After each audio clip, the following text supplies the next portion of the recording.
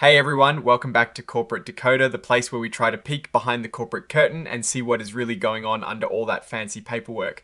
And today we've got a registration statement filing from Comstock Incorporated. It looks like they're getting ready to let some folks sell their shares, and we are going to decode what that means for the company and for you. So this document called a Form S-3 is basically a company saying, hey regulators, we want to sell some of our stock.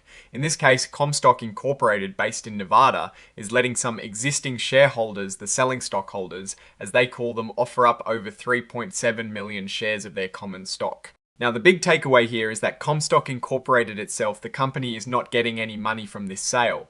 All the cash goes to the selling stockholders. The company is just paying the bills for getting this whole thing registered. This filing really sets the stage for how these shares will be sold. It mentions that these shares might be sold from time to time on the nice American or other markets at whatever price the market is willing to pay at that moment.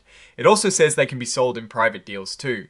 This is important because it means the selling won't be a quick big dump of shares, but more of a gradual process. Now, looking at how Comstock classifies itself, they're listed as a non-accelerated filer and a smaller reporting company. This tells us they're likely not a giant corporation with huge revenues and market caps, and it also gives us some context about the kind of analysis we should be doing. They're playing in a different league than the mega caps. The main player here is the 3,795,266 shares of common stock. These aren't new shares being issued by the company. They belong to these specific individuals and entities like Alvin Fund, LLC, Gestrus, ATR, Playford Family, Canada, LP, and Clydeberg. They're just looking to sell what they already own. You can find their stock on the nice American under the ticker symbol LOAD. On the 20th of November 2025, the stock was trading at $3.28 per share. This gives us a benchmark for the current value of the shares being offered. A big part of these filings is that they refer to other documents the company has already filed. Think of it like an appendix that points you to previous reports. They're incorporating their annual report on Form 10K, their quarterly reports Form 10Q, and various current reports Form 8K.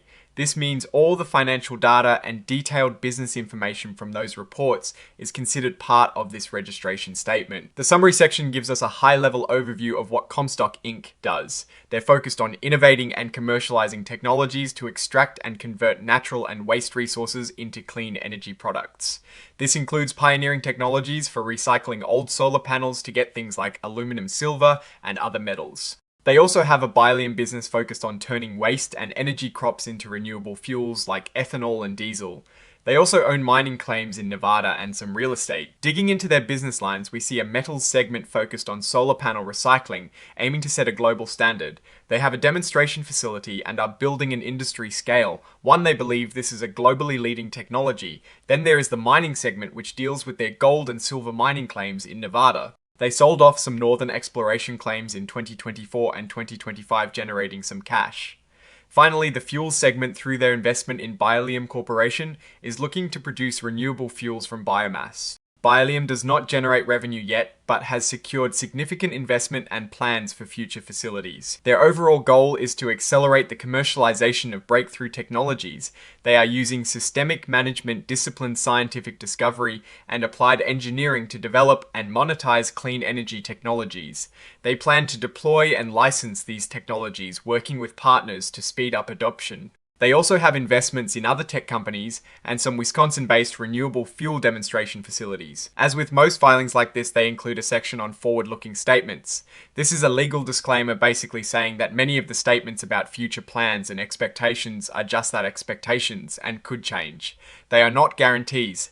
They are warning investors to be careful and not to solely rely on these future pronouncements given the inherent uncertainties. This is a really important section for anyone considering investing. They explicitly tell you to consider the risk factors detailed in their other filings like the Form 10K and 10Q.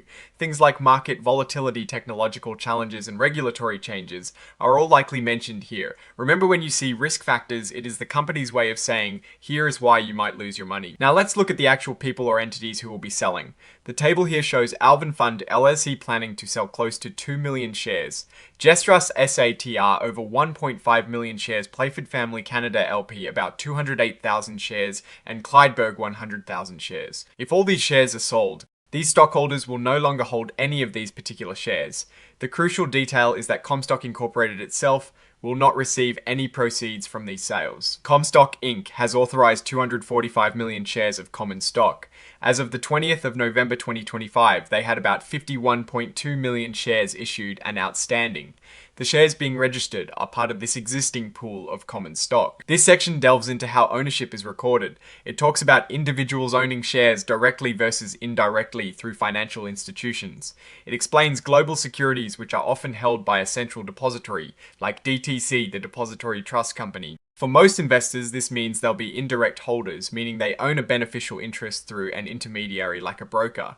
This is pretty standard for publicly traded stocks, and it means you won't typically receive a physical stock certificate. This is where they lay out how the selling stockholders can sell their shares. They can sell them on the NYSE American or other exchanges or in private sales. They can use various methods like traditional brokerage transactions, block trades, or even through options and hedging strategies. The key here is flexibility for the sellers. This is boilerplate legal stuff. It just states that a law firm, McDonald Carano LLP, will be giving their opinion on the legality of the securities being offered. It also mentions that counsel for any underwriters or agents will be named in a prospectus supplement if applicable. This part acknowledges the work of external experts. It confirms that Assure CPA LLC, an independent registered public accounting firm, has audited the company's financial statements, and their report is included by reference. It also mentions Bucher Dolbear and Company USA Inc., which likely relates to the mining segment expertise. Here we see a breakdown of the costs associated with this registration. The SEC registration fee is about $1672 and the FINRA filing fee is around $2237. Legal and accounting fees are estimated at $10,000 and $12,500 respectively. Printing and miscellaneous expenses are about $750. Note that some fees like NYSE American supplemental listing fees are marked as unable to estimate right now because they depend on the actual number of issuances. This section is about protecting the company's directors and officers.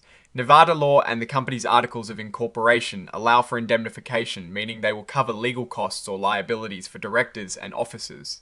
In most cases, provided they acted in good faith.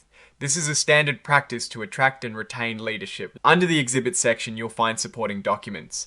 This includes legal opinions like Exhibit 5.1 from McDonald Carano LLP and consents from experts like Assure CPA LLC. We also see various subscription agreements referenced dated in 2024 and 2025 showing the arrangements with the selling stockholders like Alvin Fund LLC and Clydeberg. This is a standard section where the company gives its word to the SEC they pledge to file updates as needed to keep the prospectus current, including for any fundamental changes in their business or offerings. They also agree to remove unsold securities from registration if the offering doesn't conclude.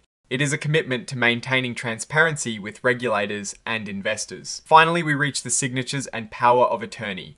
Corrado de Gasperis, the executive chairman and chief executive officer, signs off on behalf of the company. The power of attorney section shows that he is authorized to act on behalf of other officers and directors for these filings.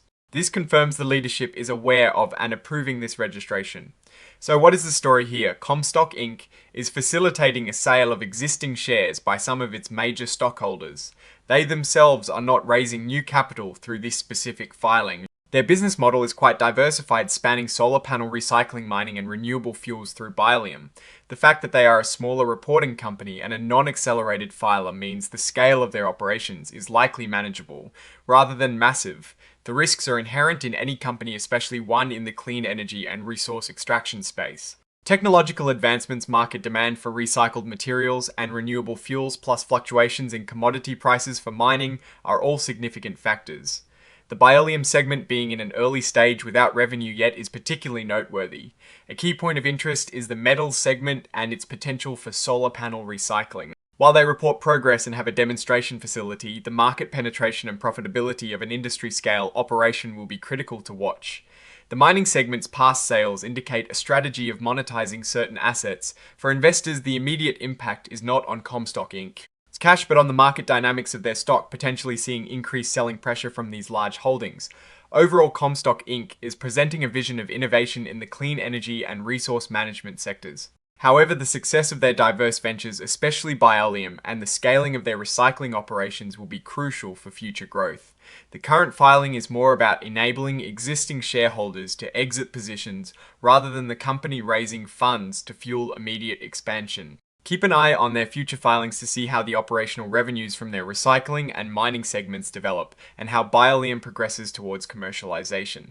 Alright, that is our deep dive into Comstock Incorporated's S-3 filing. What do you think about their diversified approach and the potential of their recycling and fuel technologies? Let us know in the comments below. Hit that like button if you found this analysis valuable, and subscribe for more corporate decoding. Also, don't forget to check out our Discord community linked in the description for more in-depth discussions. Thanks for watching. See you next time.